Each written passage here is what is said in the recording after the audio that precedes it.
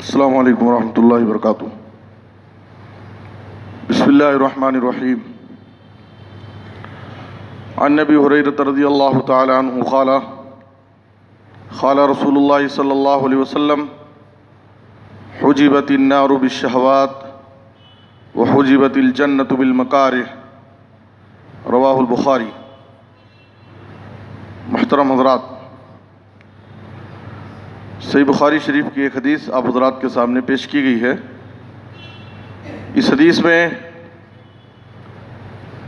آپ صلی اللہ علیہ وسلم نے فرمایا جہنم کو شہوات سے، خواہشات سے گھیر دیا گیا ہے، اور جنت کو ناپسندیدہ چیزوں سے گھیر دیا گیا ہے۔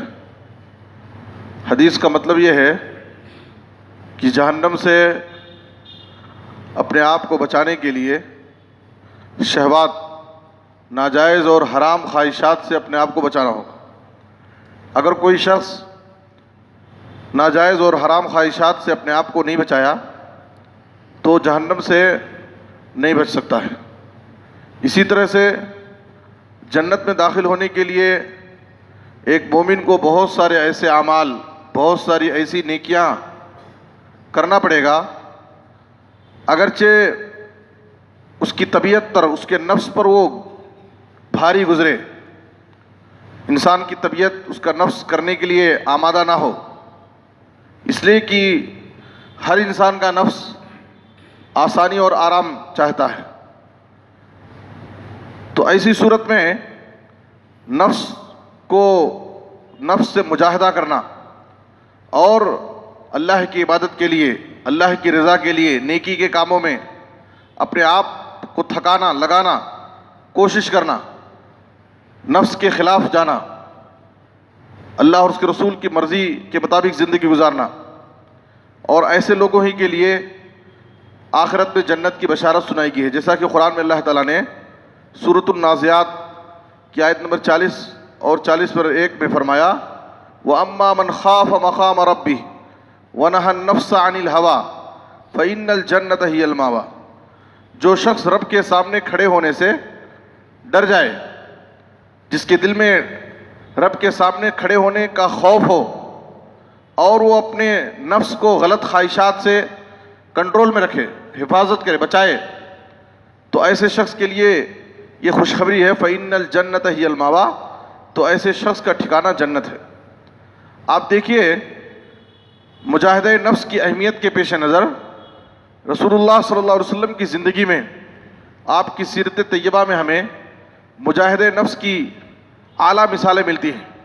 آپ صلی اللہ علیہ وسلم اللہ کی عبادت کے لیے، نیکی کے کاموں میں، اللہ کی رضا کے لیے کس طرح سے اپنے نفس کا مجاہدہ کرتے تھے اور عبادت میں کیسی انتھک محنت اور کوشش کرتے تھے۔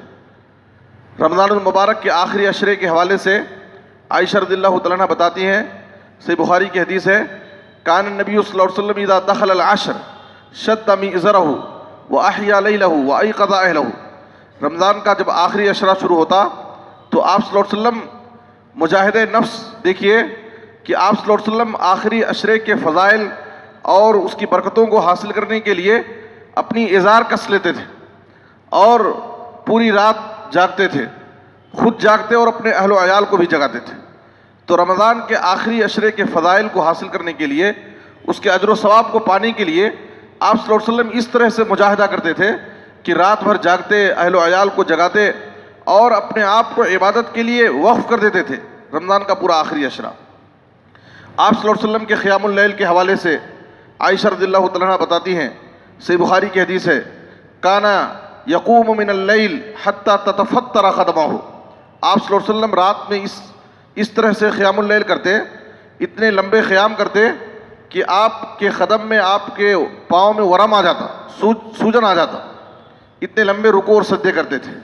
اور اس کی وضاحت دوسری حدیثوں میں ہے، عبداللہ بن مسعود رضی اللہ عنہ کہتے ہیں، صحیح بخاری کی حدیث ہے کہ ایک رات میں نبی صلی اللہ علیہ وسلم کے ساتھ نماز قیام اللیل کے لیے آپ کے ساتھ کھڑا ہوا۔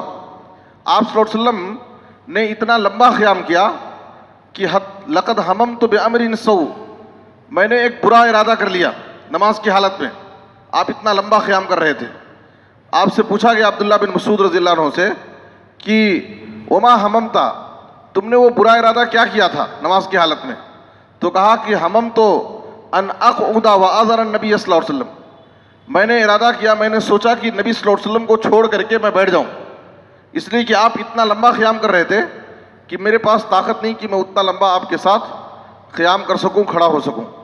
تو آپ صلی اللہ علیہ وسلم راتوں میں ایسا لمبا قیام کرتے تھے۔ اور صحیح بخاری اور مسلم ہی کی دوسری حدیث میں ہے، حذیفہ بن یمان رضی اللہ عنہ کہتے ہیں کہ ایک رات نبی صلی اللہ علیہ وسلم کے ساتھ مجھے قیام اللیل کا اتفاق ہوا، تو آپ صلی اللہ علیہ وسلم نے قیام اللیل میں پہلی رکعت میں سورہ بقرہ کی تلاوت شروع کر دی۔ تو میں نے سوچا کہ لگتا ہے کہ آپ 100 آیت پڑھ کر کے رکوع میں جائیں گے، 100 آیت پر پہنچے، پھر آگے بڑھ گئے۔ میں سوچا کہ شاید سورہ بقرہ پہلی رکعت میں ختم کریں گے۔ سورہ بقرہ مکمل کرنے کے بعد آپ صلی اللہ علیہ وسلم نے سورہ نساء کی تلاوت شروع کی، جبکہ ترتیب کے اعتبار سے سورہ بقرہ کے بعد سورہ آل عمران ہے۔ تو بسا اوقات کبھی کبھار اگر امام صاحب ترتیب کے خلاف بھی اگر پڑھ لیں تو کوئی حرج کی بات نہیں ہے، جیسا کہ اس حدیث میں ہے کہ نبی صلی اللہ علیہ وسلم نے سورہ بقرہ کے بعد سورہ نساء کی تلاوت شروع کی، سورہ نساء مکمل کرنے کے بعد پھر سورہ آل عمران پڑھے۔ یہ 3 لمبی صورتیں آپ صلی اللہ علیہ وسلم ایک رکعت میں تلاوت کی۔ اس کے بعد آپ سوچیں کہ یہ 3 لمبی صورتیں پڑھنے میں کتنا لمبا وقت لگا ہوگا۔